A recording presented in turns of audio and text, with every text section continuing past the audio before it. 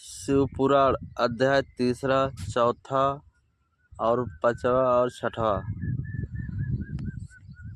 तीसरा अध्याय में सृष्टि की उत्पत्ति और भगवान शिव के विभिन्न रूपों का वर्णन है। इसमें बताया गया है कि शिव संपूर्ण सृष्टि के मूल कारण हैं और उनके बिना कुछ भी संभव नहीं है। भगवान शिव ने अपनी शक्ति के माध्यम से सृष्टि की रचना की। यह अध्याय सृष्टि के विभिन्न तत्वों ब्रह्मा, विष्णु और महेश शिव की भूमिकाओं का वर्णन करता है और उनके कार्यों का विवरण देता है।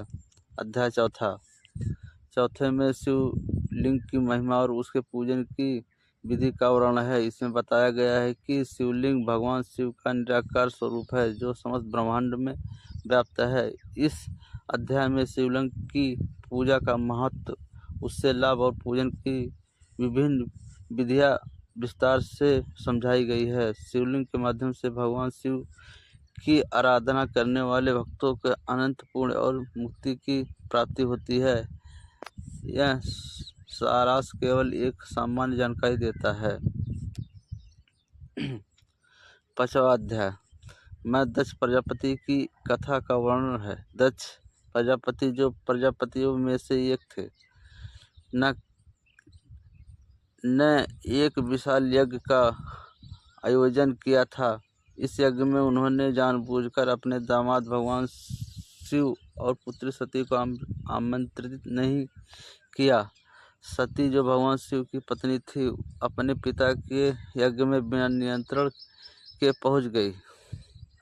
वहां पर दक्ष ने भगवान शिव का अपमान किया, जिससे सती को अत्यंत क्रोध आया और उन्होंने यज्ञ अग्नि में आत्मदाह कर लिया। इस घटना से क्रोधित होकर भगवान शिव ने वीरभद्र को उत्पन्न किया, जिसने यज्ञ को विध्वंस कर दिया और दक्ष का सिर काट डाला। बाद में भगवान शिव ने दक्ष को क्षमा करते हुए उसे बकरे का सिर प्रदान किया, पुनर्जीवित किया।